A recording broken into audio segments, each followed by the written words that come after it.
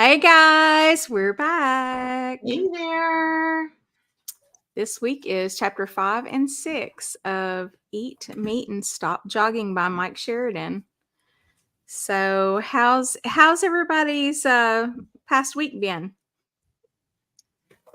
I weaned off coffee this Oh, past week. I decided to try to see how I would do because I had been off coffee for a while and then I added it back, but I was doing coffee with just a little bit of heavy cream, but a chocolate element packet. hmm And I decided, I think I'm going to just try to wean off coffee again. So I've been, having some headaches and stuff, but I think I'm doing okay. But I did have a really interesting situation, and I decided to see like what would happen if I just had the chocolate element in hot water. And I almost like maybe 15 minutes or so after I finished drinking it, I started having right hip pain. And it took me like 3 days, maybe 4 days for that to go away. Oh wow. So, and I know chocolate's high histamine, so I'm like, Mhm. yeah, okay, maybe the issues I was having with coffee wasn't so much the coffee as it was the chocolate element that I was adding to it. So I'm just it's a just like everything we do with carnivore diet, it's a big experiment. But yeah, other than that, I've been doing the arm flab challenge with Lindy and doing these arm exercises, and they're hard, and it's like stretching myself and making myself do something that's hard. So that's a good thing. And we've got a lot of people that have joined us. So that's awesome. So all's well. Oh cool, that's awesome. I'm glad a lot of people have joined. Yeah. So, what about you, Carrie? it's been a good week. Nothing specifically stressful and nothing specifically exciting. So it's just I've been enjoying, of course, reading this book and the ketogenic book too. Um, that we've done together as a group, and I've got some ideas for some videos, but I still haven't put those out yet. So y'all, I'm going to get to it. I'm hoping that things will calm down a little bit with the day job. Like I said, it's nothing bad. It's just changes and, just some things that I have to adapt to. And so Yeah. hopefully within the next week or two, maybe after the fiscal year, our fiscal year starts July 1.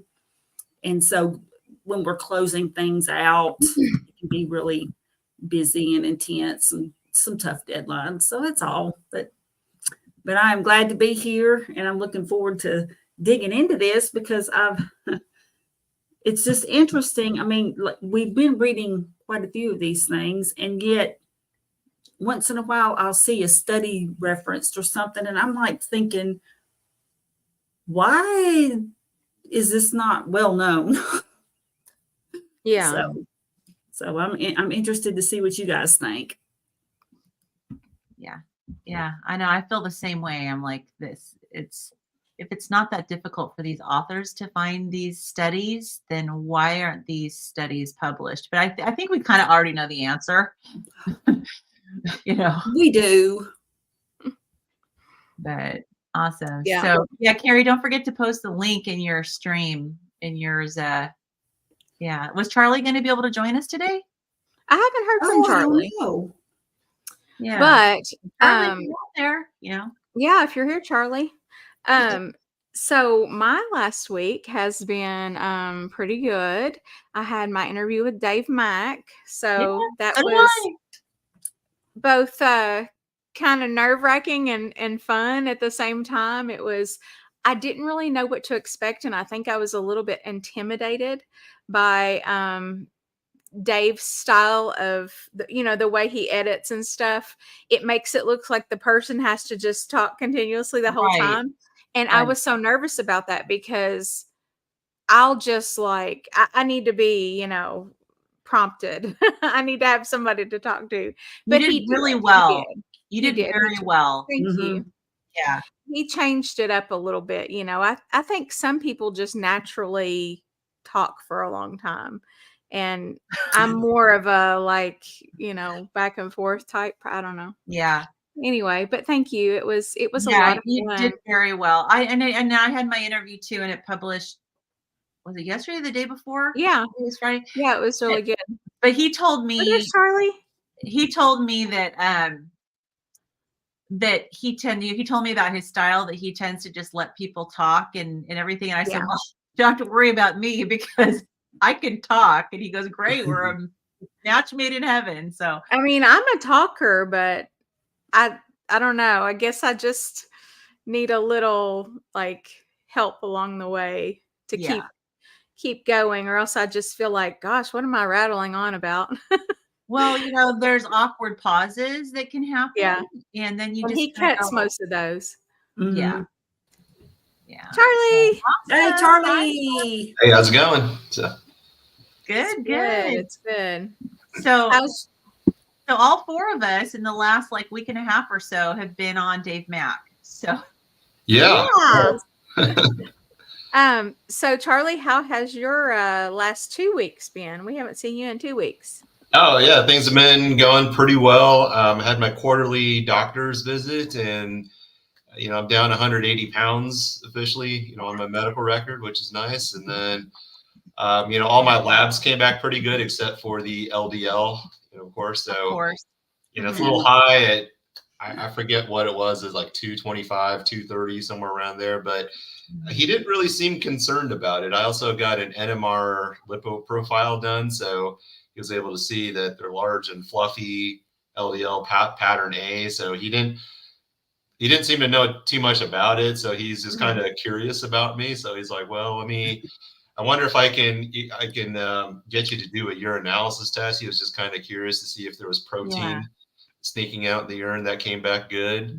So I don't know. I think he's on board with what I'm doing based on the results. But he was telling me that, like, if someone were to audit him as a doctor and they didn't do anything about the LDL, he would get questions about that. So Interesting. So he can say that he offered you a statin or he recommended a statin and you declined, and then that'll be it. And he can document that, and he'll have done his part. But that's really interesting that he seems like he's at least intrigued. Yeah, he's really intrigued. I think he's on board. Like, he sees, like, my medical records, he can see me getting off medication, my A1C improving, everything else like that. And he even said that even in most weight loss scenarios, he's never seen numbers like mine in his experience so far. So I think he's on board with it. He never offered me a statin or anything, but he was just saying, like, if some other doctor were to audit him, and that would just be a question asked at least. So but I'm glad he's on board with what I'm doing, at least based on the results. So yeah. And it's cool that he did run the LDL, the breakdown, so that he can see, and maybe he'll educate himself more about it. I mean, one doctor at a time, right? Right. I'm kind of wondering if some of them are going by the what is it, the triglyceride to HDL ratio, because my doctor, my LDL was elevated, but my triglyceride to HDL ratio is like excellent. So my doctor looked at it, and he didn't even suggest a statin after that. He was talking about statins before we even drew any blood, but then after we drew the blood, he said he didn't see any need for it at that point. And then my functional medicine doctor actually went to this website, and I can't remember which one it was. I think some of the people in the low carb space have used it. But basically, you go there and you put in a lot of different data, and it tells you like what your probability of having a cardiovascular event is. And mine was like 1 in 100. So I was pretty happy about that. Yeah, those risk calculators, right? So yeah. And honestly, the risk calculators are probably based on people who are eating a standard American diet, and so it's probably a lot less because you're not eating the standard American diet. So wow, that's wonderful. I love that. So, all right. So you guys ready to jump into the book? Yeah, let's do it. All right. So I love this proud to be weird YouTube name Yeah. in the comments. yeah, that's all of us for sure. That is so Definitely. us. Yes. That's awesome. So mistake number 5, aka chapter number 5, choosing the wrong fats. Mhm. So basically, when you think about it, it says calorie restriction and low fat eating go hand in hand. Fat has 9 calories per gram, while protein and carbohydrates only have 4. Reduce the food with the most calories, and you'll lose the weight. Or at least that's how it's supposed to work. And the first slide is the one that follows that, what you just read. So if you wanted to show that. So this just shows that after the introduction of the low fat guidelines, the obesity rate started to climb. It was pretty flat prior to that. Mhm. So Yes, it was. And there's let's see here, was it when they started using vegetable oil? There's another graph like that looks very similar to this when they started using vegetable oil. You remember that, Carrie? I can't Mhm. remember which one of the books it was from, but I mean, a lot of this started around the same time, you know. yeah, definitely. And it seems like back in the like late 80s, that part where it was late 80s to like 88 to 94, Mm-hmm. it seems like there was even a more of a, like the trend was pretty straight up, and then it kind of took a little bit of a tick upward. Like there was a little pivot in the scale, especially for the 18 to 29-year-olds, because the gap is narrowing, it seems, between the age groups. Yeah.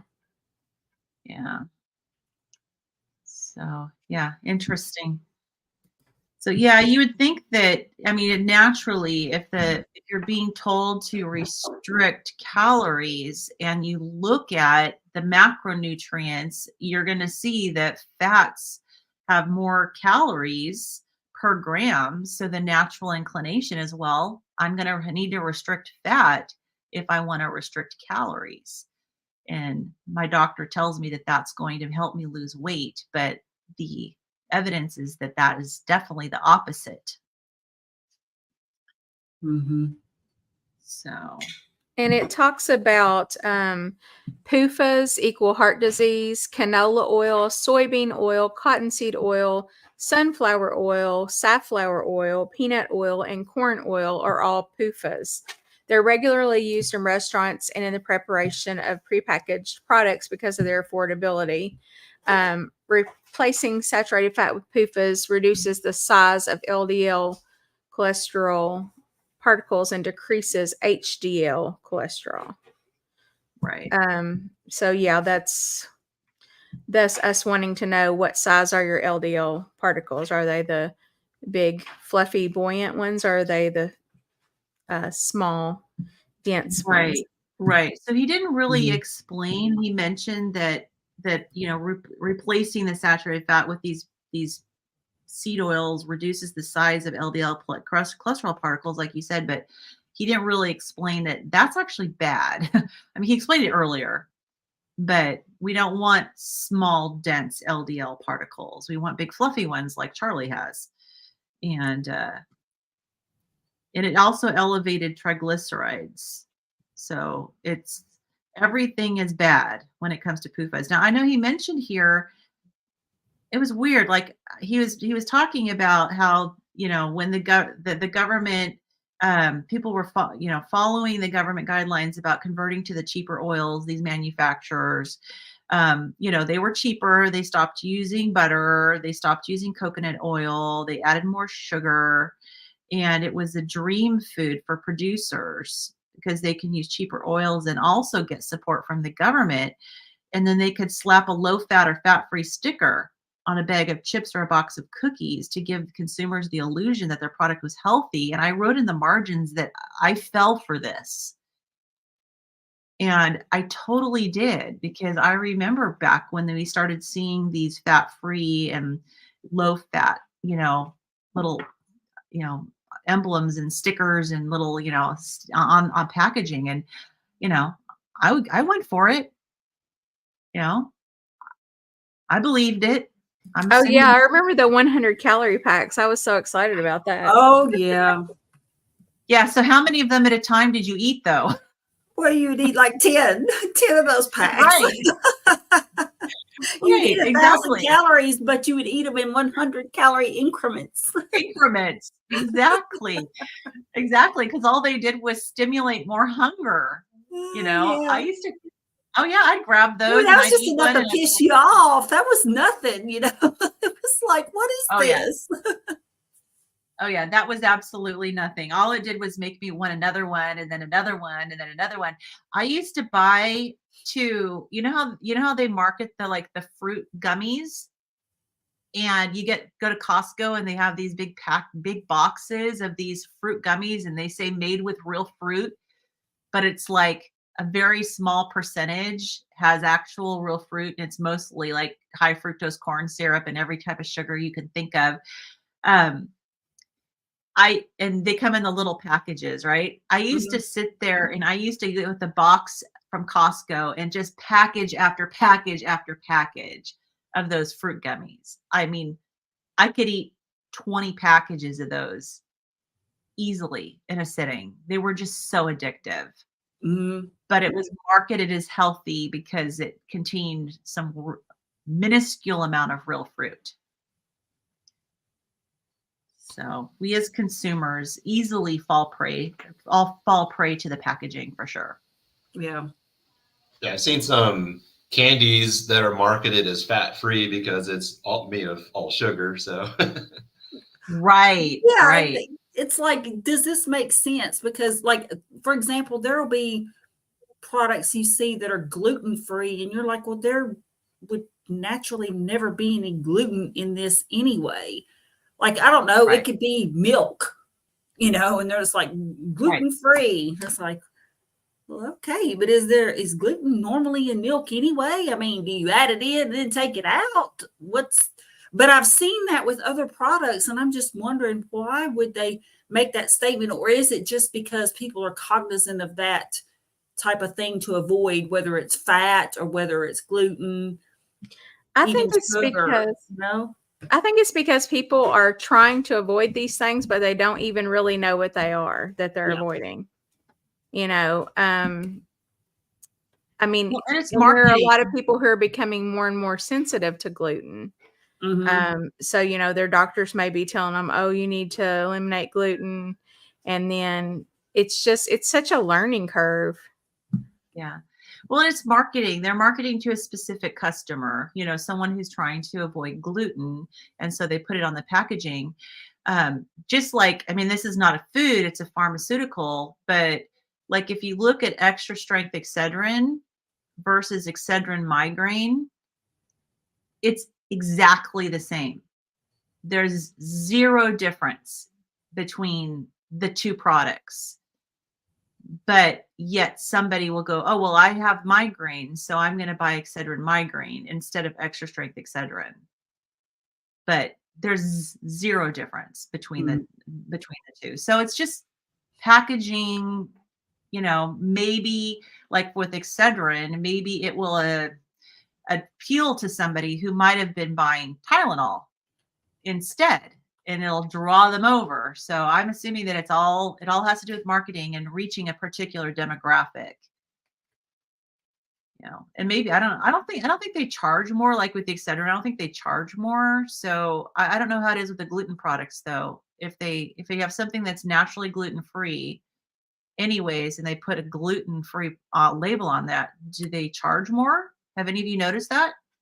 I don't think so, because I've noticed it on stuff that's been around for years. Yeah. And they just suddenly, like, especially cereals that are, corn-based cereals, they just want that as an extra marketing thing. Yeah. because they know that's big. Yeah, they Yeah, know and that people people who are have looking at those types of things on the label. And so something that says gluten-free, just, right there on the front, right. And will we saw attract the their same thing with attention. the Because if you keto. logically think about it, it's like, just as an example, I'm making up something, but I mean, like milk wouldn't have gluten in it. So Right. why would you even think that it would be necessary to put that on there? But then there are products like that Right. they don't have gluten in them, but they use the non-gluten or gluten-free as a selling point. Right. It's just Right. funny. Well, and they'll also have labels that'll say no added sugar, but yet there's a lot of naturally occurring sugar anyways, but yet it's promoted as healthier because they didn't add any additional sugar, but it doesn't mean that it's healthy. Yeah. And so that sort of thing, yeah, there's a lot of that. Same thing with keto, like keto products. I mean, over the past 10 years, when I was doing keto, it's probably like maybe 7, 8 years ago, I started to do keto. You can find keto products labeled keto anywhere. You had to make your own. And so now there's all these keto products out there that say keto, but they are, if you look at the ingredients, a lot of them are complete garbage. So, yeah, so packaging is definitely really important in how they package things. So, yeah, it's just that the industry. And so we as consumers need to be very just aware of how the industry works. You know. All right. I have another slide. I only have 2 slides. Okay. And the other slide's coming up. So this one was, he mentioned a 1993 study in the Lancet that showed that a switch from butter to margarine increases heart disease. And so the vertical axis is age-adjusted chronic heart disease incidences per 1,000 population, and then teaspoons per day on the horizontal. And it's interesting because it shows that as consumption is, the more margarine you consume, the higher the heart disease. But conversely, if you have like no butter, you have more incidence of heart disease than if you just have a little bit of margarine. So it's almost like butter is protective, because as you decrease the butter, as you increase the butter, your heart disease incident goes down. It doesn't go down as dramatically as the margarine goes up, but it does go down. Did you guys notice that about this?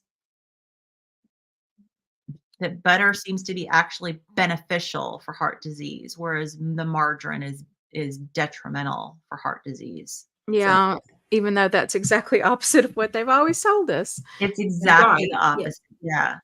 So you're better off from a heart disease standpoint, having 5+ teaspoons of butter a day than 0. Like if you have no butter, you have more higher rate of heart disease than if you have 5+ of butter.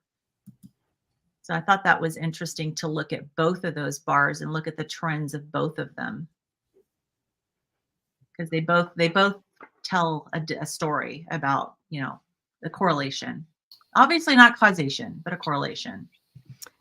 I thought it was interesting. It's not a chart, but it's like a little section where they're talking about the average omega-6 to 3 ratios since 1930.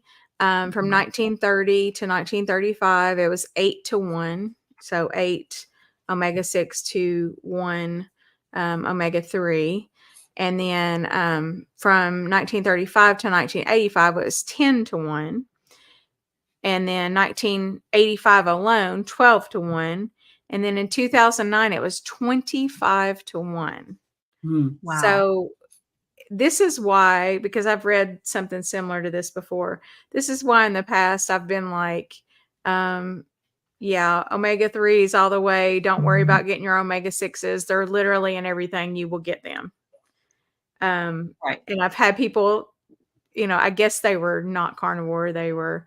It was on a short that I'd posted. And, I think sometimes the veganas like to chime in, Yeah. Well, but what I was don't know. interesting about that is that he also says that the information, like, so even though like in 1930 to 35, it was an 8-to-1 as opposed to a 25-to-1 in 2009, you think, oh, that was a lot healthier.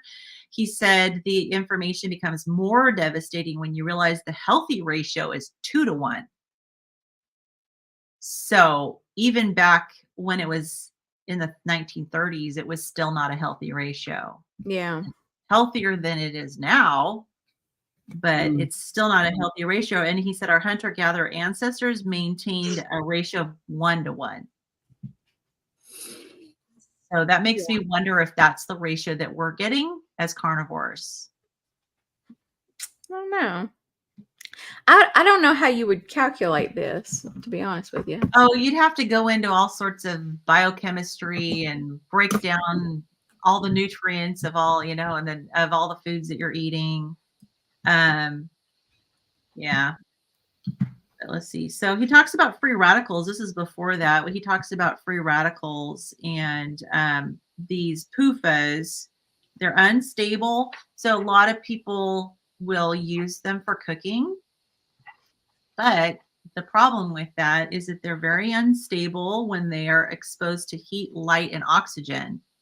So there's a lot, I know that back when I was still using those, the whole thing about getting a dark bottle, keeping it in a dark cabinet, was recommended. And when I really dug in and I figured out, okay, well, which oils are better to cook with versus which are better just to use like for a salad dressing. But a lot of people aren't familiar with this concept that they will actually oxidize under heat and form free radicals. And the free radicals are what actually inflicts damage to your cells. He talks about how they have a missing electron, and so they seek out a healthier atom to grab that electron. Now, I don't know if you guys, when you read this, had this question, but I had a question in my mind. It's been so long since I've taken chemistry, but I remember with chemistry that often when you have an empty space for electron, that it will share an electron versus steal an electron. He made it sound like it actually steals an electron from a healthy cell. Bless you. Thank you. Any thoughts on that? I didn't take chemistry. Well, I took it, but it didn't count because I didn't come to most of it. Okay. So I didn't have to have it for my nursing degree. So yeah, I took it a long time ago, and I actually taught it for a while. I taught high school chemistry for 1 year, but I was in I was 26 or 27 at the time, but I don't remember, honestly. The one thing I remember from chemistry class was Leo the lion said grr. So Leo, loss of electron is oxidation, gain of electron is reduction. So that's the only thing I remember from chemistry class. Okay. Yeah, I honestly don't remember, but he said that the free radicals, instead of sharing an electron with another atom, will steal the electron. And so that takes this healthy atom in our body and converts it into something that's not healthy, because then now the healthy cell is lacking an electron and it goes in search of another one. And so he says that it creates a process that continues until an electron is taken from a molecule that either changes the cell it's in or destroys it. So it's harmful to our cells, particularly harmful if it alters a healthy LDL cholesterol particle or a DNA strand. So this whole thing with the free radicals and the PUFA is very damaging to us on a cellular level. And he talked, and that's where he led into the omega-6 and omega-3. Omega-6s are pro-inflammatory, and omega-3s are, like fish oil, are anti-inflammatories. And so that led into the ratio, But I thought that was kind of worth worth at least commenting on that if you're using PUFAs, hopefully you're not, but if you're using PUFAs, don't be cooking with them for sure. So. Yeah, I just finished reading a book by Dr. Kate Shanahan called Dark Calories. So she talks a lot about PUFAs and oxidation and free radicals and stuff. So I still have to read over those sections a couple of times, just because when we think about, proteins and fats, that's, down to a small level. But then when you talk about atoms and electrons, that, it's even, a smaller level to visualize all this happening, the chain reactions and everything. But one of the things I found that was interesting in her book that's not so much discussed here, but is that PUFAs can become part of your fat cells, and that could present a problem in excess. Right. And her theory is basically that above a certain threshold, because there are things like naturally occurring PUFAs, but the ones that she talks about and the one that he's talking about are ones that require like an industrial plant to make, turn it into a bottle, essentially. Right. And her theory is that it creates deranged fat cells that basically don't really work when it comes to using for energy and stuff. So the body is not able to utilize your fat cells for energy, and that creates a big demand elsewhere in your body for sugar, essentially. But you only have a teaspoon of sugar in your whole body, and then your brain wants to suck up a lot of that. So that could actually, her theory is that it could drive sugar cravings, right? Because you have an energy imbalance since you're not able to access your fat cells properly without creating all this oxidation. So I don't know. It's kind of an interesting book that drills down on this oxidation aspect of PUFAs. But interesting. That sounds right up my alley. Yeah, no, that's really good. I remember reading her book a long time ago, Deep Nutrition, which is something everybody references in the health space. So I'm going to put in the comments. So what's the name of that book again? Dark Calories. Dark Calories. Okay. I accidentally hit caps lock. And then the author again? Dr. Catherine Shanahan. Catherine the Key? C. With a C? Yep. Catherine. Dr. Berry recently did an interview with her. It was very good. Well worth watching. Oh, interesting. Yeah, I'm going to have to watch that because this stuff fascinates me. Not that it's going to change the way I'm eating, but it might make me like eat more fish or, I don't eat a lot of fish. So, I mean, as actually just even reading this chapter and about the fish oils and and the fish oils, they are PUFAs, but like you said, that not all PUFAs are created equally. The naturally occurring ones are healthy. Makes me think that, I think I need to get probably more fish in my diet. I think this leads us into the next chapter. And the next chapter was, to me, the most interesting. It actually kind of helped some of the questions that we've been asking lately. I felt like it kind of clarified for us, which is ironic that this book, if you looked at this book, I guess it's probably just the name and the cover and stuff. It doesn't lend itself to you thinking that it's going to be explaining things on a deep level, but yet he does in a very simple way, So the quote that he has before the next chapter is, "The lower limit of dietary carbohydrate compatible with life is 0, provided that adequate amounts of protein and fat are consumed."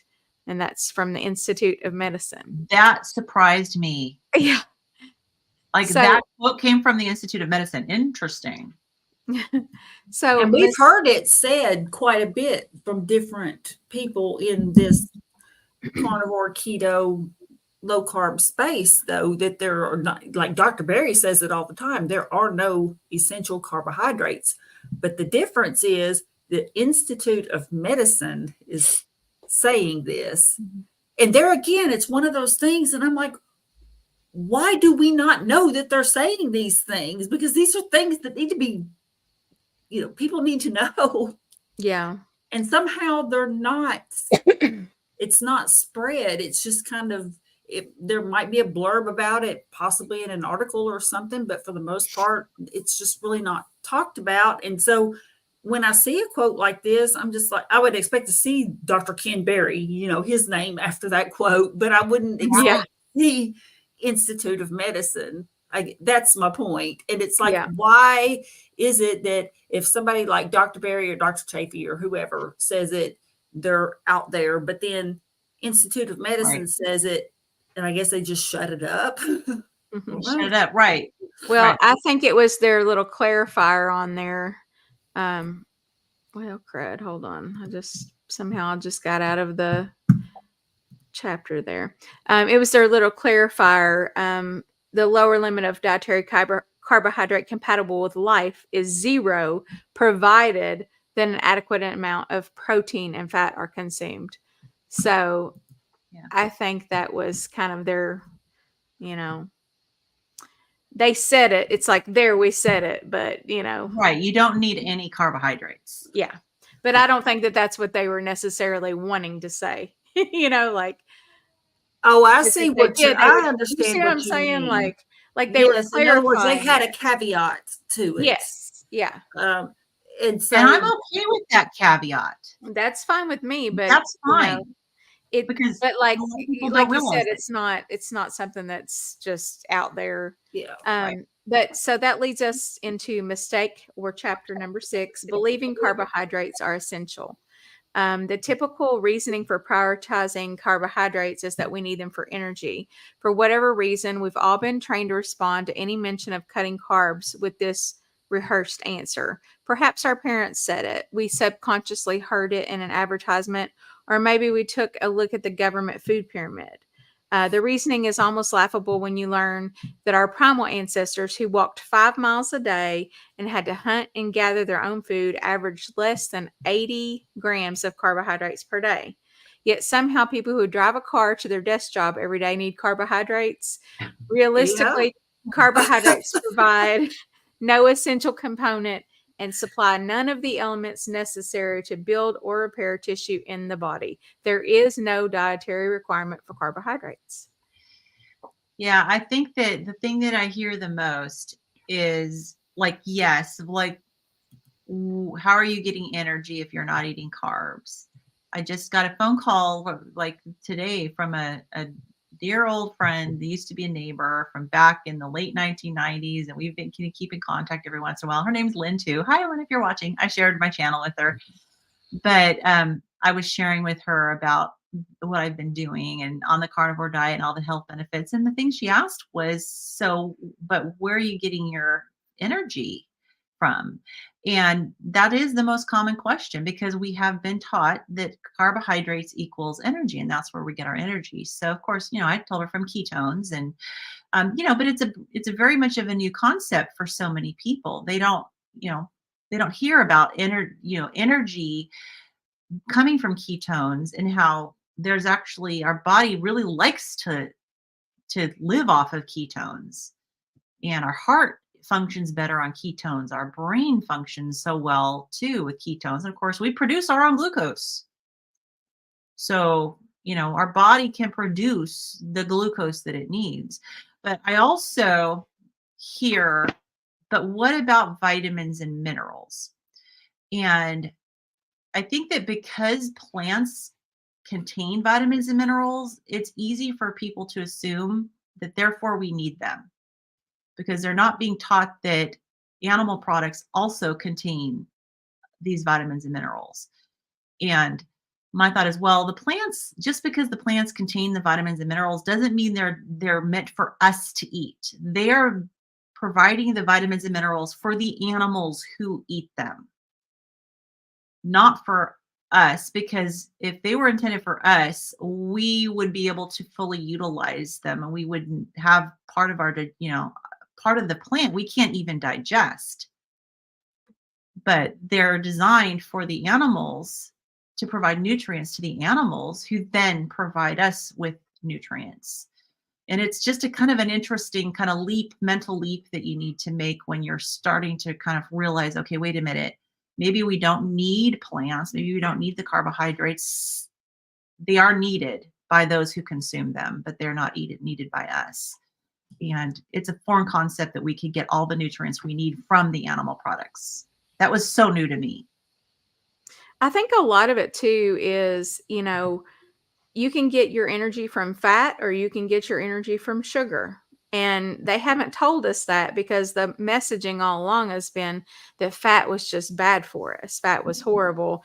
And, so nobody ever told us, okay, that's an option. Yeah.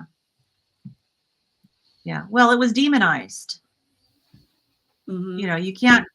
You can't talk out of both sides of your mouth when you're trying to demonize saturated fat. You can't then come back around and say it's a really great energy source. So you kind of have to choose one narrative versus the other, and it's pretty obvious what's been chosen. Yep. So I like that he brought up the point about, so when he's talking about all carbohydrates become sugar, that he brought up the point that they are all saccharides. So carbohydrates are either monosaccharides, disaccharides, and polysaccharides. And saccharide means sugar. It sounds kind of more benign when you see it in its chemical word, but saccharide means sugar. So polysaccharides mean many sugars. So it's all, no matter what carbohydrate you're eating, it is just saccharides. It's made And up basically that just means the rate at which it's going to be digested, right. If it's a simple sugar, it's going to be digested quickly. Some will take a little bit longer, but they all ultimately turn to sugar. Right. Absolutely. And he did bring up that whole wheat bread increases your blood sugar more than actual table sugar. Yep. Yeah. So if you're And looking here's at the your thing, diet, like my dad, for example, was proud of himself because he said that he had started eating low carb, which is a good, encouraging thing until you find out what that means, because low carb to one person might not mean low carb to another person. And he said he'd gotten rid of sugar, which was a good thing, but then he was eating bread. And I praised him because I want, he's trying, like yeah, he knew, he saw how I had worked with my mother, and how she had, when I was working with her, and when she was sick, that she didn't need to use as much insulin and stuff. And so he had retained some of that. Now, granted, he's got this lady love who they get into some mischievous dining behavior together, shall we say. But he is, so I don't want to be that naggy daughter that, like right. kills their joy. But at the same time, I don't want to see him suffer health issues that he Right. doesn't have to suffer. And but then he started saying, well, no, he was mentioning eating some bread and pasta. And I'm like, so I didn't get exasperated, but I understand this statement that most North Americans are unknowingly filling up on foods high in carbohydrate because the government has them convinced that cereal for breakfast, a sandwich for lunch, and rice for pasta or for dinner is a healthy day of eating. And that sort of falls into that. In other words, everybody knows what a donut is or a piece of cake, something sugar, sweet. They know that. And so they can say, yes, I'm giving up sugar. But then these other things over there, like potatoes, aren't sweet, but they certainly, cause your glucose to go up. So a lot of people just don't understand, like the whole wheat bread. Well, really any bread, the bread itself is just bad, no matter whether it's whole wheat or not. But it just tickled me that my dad was talking about, how he's, gone low carb, and I was being encouraging. And then he was like, well, but I had my pasta. But no, oh, Daddy, no. And they go to like whole grain pasta as opposed to the just refined pasta. And so, and I mean, remember we did talk about the studies that were done comparing whole grain versus just like white flour. And it wasn't that whole grain is healthy, it's just less unhealthy. than the more refined flours. And so that's something though, but it's portrayed to us as consumers that it's healthy. Right. It is the healthier option than refined, but it's not healthy. It's still messing with your blood sugar, and it's all sugar. So no matter how you slice it. And I used to do like oatmeal for breakfast, thinking, oh, that was really healthy. I'd make the steel cut oats, the long that you have to cook long. And sometimes I'd do in the crock pot like the night before. And I'd make, like a small crock pot with steel cut oats. I'd put a cinnamon stick in there and, maybe some raisins or, some other currants that I'd put in there. And I think I was providing a really healthy and nutritious breakfast for my family for the next day. And they enjoyed it. And of course, I then put maple syrup or honey, and then put butter and put some milk in it. Of course, I sugared it up anyways. But but I thought I was being healthy. Yeah. By doing that and providing that for my family. But choosing the Ezekiel breads and instead of the Wonder bread and the whole grain pastas. But no, it didn't make me healthy. I mean, I was still very morbidly obese, and I was still very inflamed and with, and very reactive with my mast cell disease when I was trying to eat that way. It didn't help at all. I'm sure you guys had the same experience. Yeah, it's interesting the conflation of foods that are not as bad for you as being healthy. I mean, and whole wheat versus, refined flour is like saying, 4 broken fingers is better than 5, but it's still not nearly as good as having a functional hand, So. Right. Good analogy. Yeah. Or like Dr. Barry will say, he'll just say less bad. Less bad doesn't make it good. Yeah, that's right. And I think part of the problem with saying healthy or not healthy is healthy to who, in whose opinion is it healthy? Yeah. There's just so much contradictory information. Well, and it's probably very healthy to the animals who are supposed to eat it. It doesn't mean it's healthy for humans. Right. Yeah. So I like the how he talked about, excessive carbohydrates equals fat storage. And I like the way he explained it. So he said the easiest way to understand this concept is to think of the body as having 3 empty cups. Mm-hmm.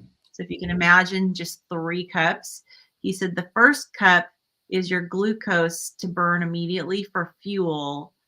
And then the second cup is your glycogen to burn if cup 1 is empty, and for exercise. Cup 3 is your stored fat to burn if cups 1 and 2 are empty. So he says that if cups 1 and 2 are full, any excess carbohydrates are converted to fat in the liver, either sent to the bloodstream or circulating fat. Triglycerides are stored as body fat in cup 3.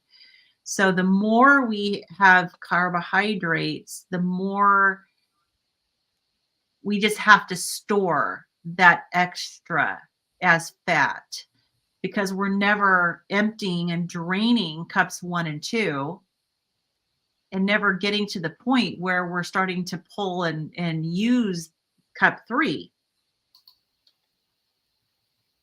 So lowering the carbohydrates gives us that opportunity to actually burn that excess fat instead of continuing to store it, which we've all found. Yeah. And I find that even with me, as insulin resistant as I am, I can eat very, very, very little sugar, because if not, I'm just chasing my tail on that. I'm just, using that sugar or even storing that sugar and not ever getting to my stores. Yeah. And sometimes insulin resistance takes years to reverse too. Yeah, I was just gonna say, I've read that it can take years. I don't know what you all the three of you have read, do you recall anything in particular about any time frame, or does it just depend on the person? I think it's different for everybody, and especially if you are going through a condition that makes you naturally more insulin resistant, like menopause. Mm, Oh yeah. yeah. So interesting. Yeah, I've never heard this 3-cup metaphor before, but I really liked it because it was easy to visualize. Like what Carrie was talking about earlier. It's hard to visualize what a carbohydrate is outside of sugar. So sometimes that can be kind of counterintuitive to people. But the way that he makes it sound, he doesn't really define what excess means because at the very top of the chapter or the end of the last chapter, he said there are zero essential carbohydrates essentially. So with his cups in 1 and 2, that can really depend on a person's activity following a meal, how Right. much lean muscle mass they have in their body, for the glycogen stores. So I like how he explains it, but it also leaves room for individualization to kind of understand it for yourself. So Yeah, definitely. And of course, he did talk about how cup 2 is for exercise. So the more you're exercising, I guess the better. Your glycogen stores are going to be burned up when you exercise. So if you're really sedentary, I mean, it seems like maybe even a little bit of carbohydrate is going to flow into cup 3 and be stored as fat. Whereas if you're exercising a lot, you may have a little more leeway with what you can tolerate. So, all right. So let's see. I think one more section he talks about excessive carbohydrates equals degenerative disease. So he says when insulin struggles to find somewhere to put excess glucose because of insulin resistant cells, blood sugar remains elevated longer than usual. Aside from causing inflammation, chronically elevated blood sugar is associated with an increased risk of cancer, heart disease, neurological disorders like Parkinson's and Alzheimer's, and early death. And then he says excess sugar in the blood also goes through a binding process with proteins and fats to form something called AGEs, advanced glycation end products. When glucose attaches to proteins to form AGEs, it gums up arteries and capillaries and damages DNA, enzymes, and receptor sites. So AGEs produce a 50-fold increase in free radical production, which accelerates aging and increases the risk of the same degenerative diseases associated with insulin resistance. So just another thing that we have to. It's interesting that it binds to the proteins and the fats. So I guess the question that came into my mind with this was, okay, so if you're eating carbohydrates and animal products with the protein and the fat, does that mean you're still, if you're getting carbohydrates, you're still forming these AGEs?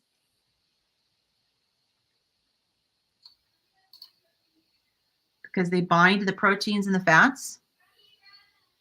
Okay, say that again. So because he says excess sugar in the blood goes through a binding process with proteins and lipids, right? So obviously, if you're eating protein, you're eating dietary fat, and you're eating carbohydrates, you're going to have some of these glycation end products. So I didn't read it that way. You had to eat no carbohydrates? I didn't read it that way. Okay.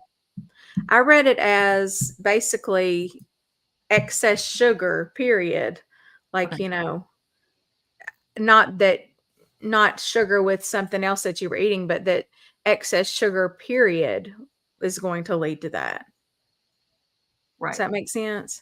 Yeah, that's kind of the way I was thinking of it too, is that, so really my thought was the only way to avoid this is to either eat very, very low carbohydrates so you don't have excess sugar, or to eat none. Yeah, I mean, I don't think it would matter what you're eating. If you're eating excess sugar, you're going to have advanced glycation end products. So what Because that happens? sugar has to go somewhere, Yeah. Yeah, because the body maintains like a very tight window for blood sugar. So like my 80 fasting blood glucose, that's equivalent to like a level teaspoon of sugar in my blood at all times. So if you take, that steel cut oatmeal and that toast and that orange juice, and it's like 100 grams of carbs, your body has to do some pretty miraculous things to get it back down to that 80 range again. So I'm thinking that's what it's talking about, because if it stays elevated for too long, it starts, getting gummed up with other cells. So I think your body has to store it as fat after a while, or else it'll stick to everything. So it's the way Yeah, I I was understand wondering Yeah. though, like, so he talks about, I was wondering, I kind of wish that he had spent a little bit more time talking about this, because I was a little bit confused because of the cup analogy and the excess carbohydrates going into fat storage. But this is talking about the excess, sugar, Mike, the excess sugar then binding with the proteins and lipids and being in your bloodstream. So I was a little confused about, like, are these two separate processes where you've got excess carbohydrates, that convert to sugar, their sugar, breaking down to sugar, being stored as fat, but then also binding to proteins and fats and going into your bloodstream? It sounds like So two separate processes to me that are going so on. basically it's after you get those cups full, whatever's left over is your excess blood sugar that your body basically doesn't have anything to do with. And then your insulin starts rising, and you become insulin resistant. And then that's not working well. So you've just got this sugar hanging out in your bloodstream with nowhere to go. You're probably spilling it into your urine at that point also, but it's causing, peripheral neuropathy, anything. The AGEs basically cause any kind of gumming up of anything. So it could be, your toes might be numb, your fingers might be numb, you might, I mean, I don't know. It just basically anywhere in your body would be just gummed up with that. It would be more like a syrupy consistency, I would think. Mhm. And I have seen people, I don't know if this is why, but I have seen where we've drawn blood from people and it looked like it almost like solidified before you even started flipping the tube. It was like so thick and syrupy, and I don't know if that's why, but Well, I'm sure that, yeah, the degree of insulin resistance, I'm sure, plays a role with that as well. And of course, somebody who's diabetic, I mean, to some degree, that's an issue with diabetics for sure. Mhm. I mean, that's why you end up with the peripheral neuropathy, like you said, and the retinopathy, gastroparesis, all those yeah. little capillaries getting So clogged up. those AGEs are what caused that. Yeah. Yeah. So I that guess makes like sense. different cells can become insulin resistant. They don't all become resistant at the same time, right? So Yeah, I think I Yeah, read but that in this is like where I'm putting the insulin resistance into that, but this is just like generally the sugar has nowhere to go after it's crammed. And yeah. anyway, I don't know. I'm confusing myself now. I feel like my fat stores are unlimited. And so that's why I think I was confused by this, because I'm like, okay, well, is there any limit to how much can be stored in my fat cells to where it would then spill over into the blood? But I guess there is. Yeah. Yeah. What if your fat cells become Yeah, insulin and that's why resistant? you would have like triglycerides floating around. And that's when Yeah. your triglycerides would be high. Mhm. Everybody associates triglycerides with eating fat, but it's not. It's from eating carbs.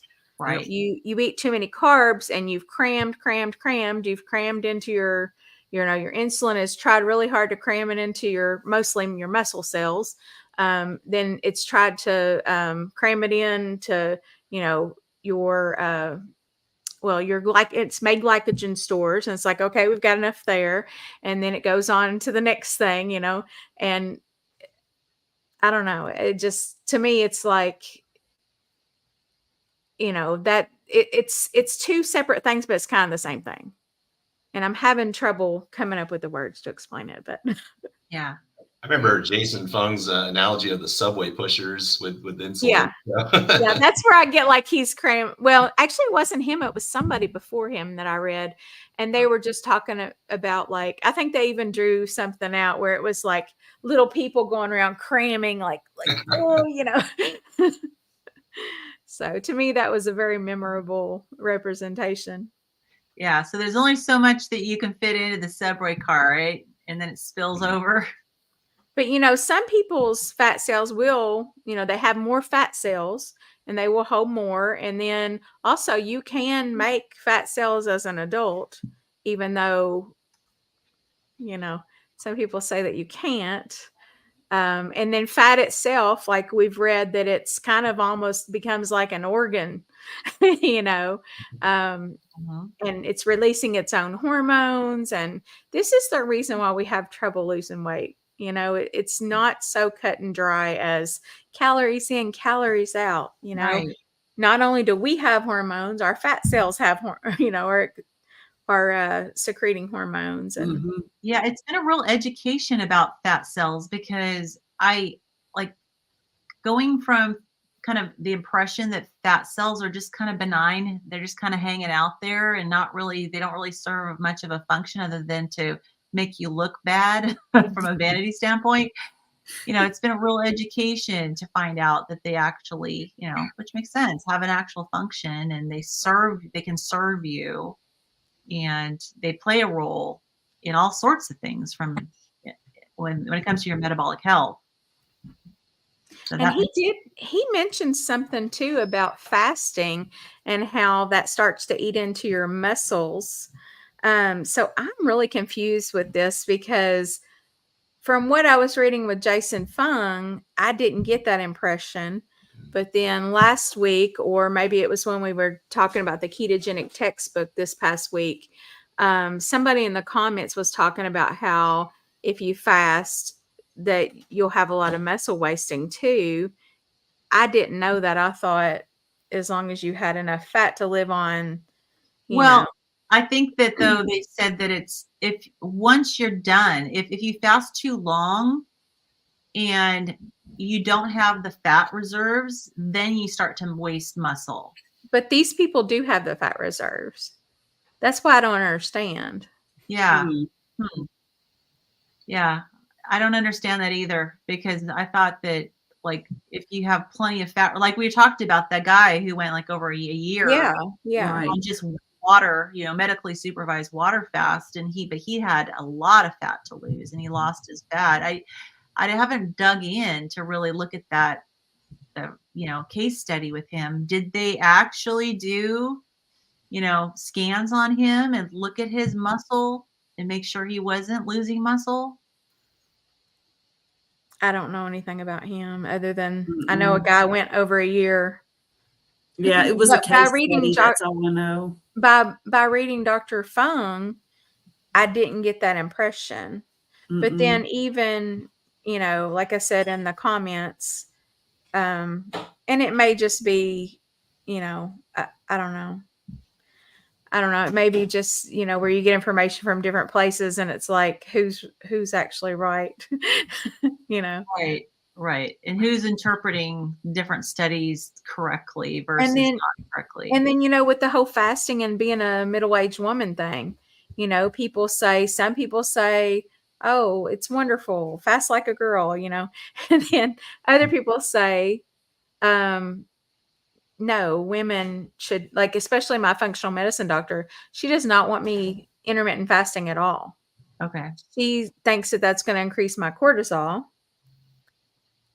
It can do that. Yeah. I mean, I know it can, but I don't know what the answer is. I don't know even what to tell her when, because my body naturally doesn't, like, I just like to listen to my body. If it wants to eat, I feed it. If it doesn't want to eat, I'm not going to go in there and shove my face, because I feel okay. I feel good. And sometimes that might be 23 hours. This topic came up with Lindy and the live stream that I was doing with Lindy on Friday for our arm flab challenge. And she mentioned that she does not do the fasting because it's not good for her. And I've heard too, like I used to follow Dr. Mindy Pelz a lot before I was carnivore. And, she talks a lot about intermittent fasting in women. And it's very different for women versus men from what she says. And she talks about how, in particular, women's bodies really they're almost like our bodies are out to get us. Like if we do anything routine, like when it comes to fasting, our bodies will go like, okay, I see what you're doing. I'm going to store fat anyways. And I'm going to, and so she promotes mixing it up. And she's still recommending doing some fasting, but she's saying you need to give your body a break from fasting. You need to basically keep your body confused so that and that goes along with what Dr. Fung said too. I do remember he was very big on mixing it up, and if you do the same thing, your body's just going to catch on, and it's going to either lower or increase your basal metabolic rate to meet whatever you're doing. Right, exactly. So yeah, I mean, I kind of naturally do some intermittent fasting just because of the fact that I'm not hungry until like noon or 2 or something in the afternoon. And but there's times where I'm like, I want breakfast and lunch and dinner. So I'm kind of like you. I just kind of listen to whatever my body says it wants. Mm-hmm. Yeah. So, all right. Anything else we need to discuss from this chapter? Did we kind of beat it to death yet? I think it's a dead horse. No, just kidding. He's dead. Do you all have anything else to add? I'm good. I think we did pretty good. I don't have anything to add. I totally, I mean, when you read this, and you always learn something. So like for me, just learning more about the AGEs, and, I've heard those terms before, and the AGEs producing a 50-fold increase in free radical production. So, associated with insulin resistance. So, and then dating back as far as 1843, an increase in whole grain and carbohydrate consumption was correlated with an increased risk of cancer, which I didn't realize that going back that far. So there's a lot there and we may have heard some of this, in exploring other books or podcasts or whatever. But yet I'm seeing this and I'm just like, this doesn't seem like something that I've heard that, and I don't think very many people have just in general heard it, even though it's, I mean, as far back as 1843, the increase in whole grain and carbohydrate consumption was highly correlated. Now, granted, it's a correlation, but you see what I'm saying. This is very interesting. I've enjoyed reading this. There's one section, if you go back to the last chapter, he talks about animal trans fats are not the problem. I just thought it was kind of confusing because he was saying that there's linoleic acid in animal meat and then there's linoleic acid in vegetable oils. But somehow the linoleic acid from vegetable oils are problematic, but the ones from animals are not. So it just... Well, he said that the linoleic acid found in the fat of animals is conjugated linoleic acid, which is, I guess, a slightly different molecule, or that's I don't know the way I interpreted that, was like a different type of molecule. Yeah, it may be. I mean, you know how like you can have a molecule that has little variants and stuff, and it's still kind of called the same thing, but it's just a variant. It may be that it's conjugated as opposed to just linoleic acid, straight linoleic acid, which she says from the vegetable oils is linked to tumor growth, specifically in the breast, while the linoleic acid found in the fat of animals, which is conjugated linoleic acid, has been proven effective at treating cancer, specifically reducing the risk of breast, colon, and skin cancer. So the straight linoleic acid in vegetable oils promotes cancer, while the conjugated linoleic acid in the animal fats prevents cancer. So there's obviously something missing, something different about vegetable oil linoleic acid. He didn't say it was the processing. So, okay, is this, am I on the right thought here? But, the same principle where I was talking about my doctor had given me the linoleic acid to take, the omega-3s to take, but they would have to be converted in my system, whereas like is this the same thing that we're talking about? Yes, I believe so. In other So words, that's what the you're saying difference. is, Like it's yeah, it's the difference of us actually being able to utilize that like it is. If I'm not mistaken, I have to read a little bit more, but I we're think running out you're of right, time. Kim. But yeah, that versus having to be changed into let's see here, changed into DHA. Is that right? Oh yeah. Yeah, that it's yeah. I know we talked about that last time, right? Yeah.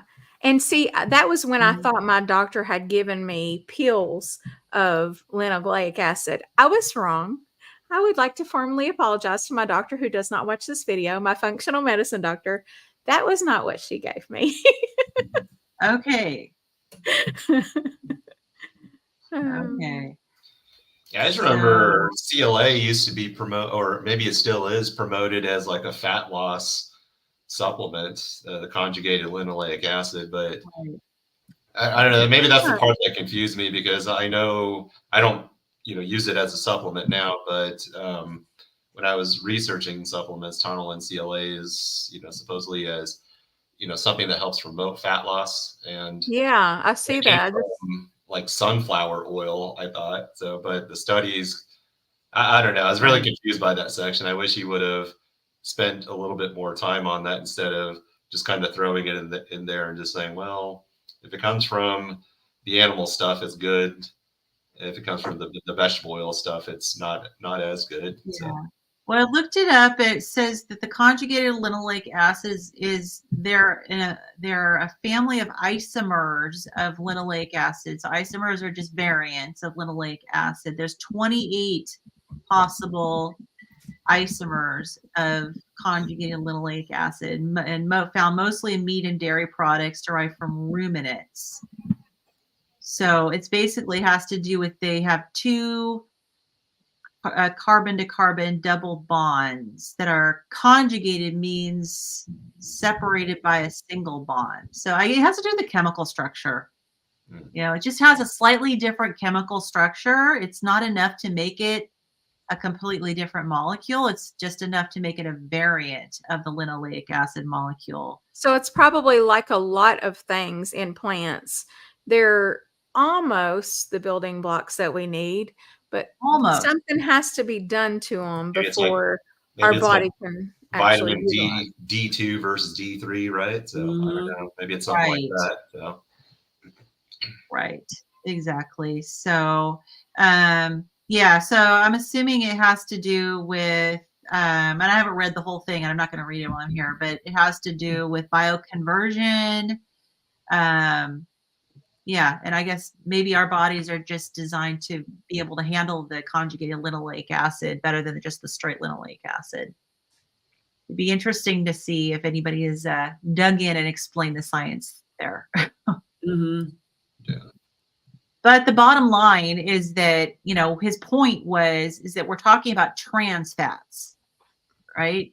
And he was talking about how trans fats are, considered unhealthy, the hydrogenated, meaning that they are the fats that are processed to turn into solids, like Crisco, is a perfect example.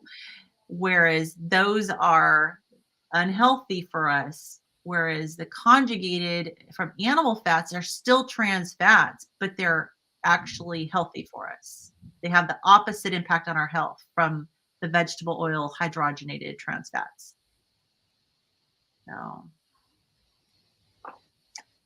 but, yeah. Good point. Yep. All right. I think we're wrapping up here. So just do a quick shout out for your channels and then we'll head out. Yeah, and we're gonna do 7 and 8 for next week. Yeah. All righty.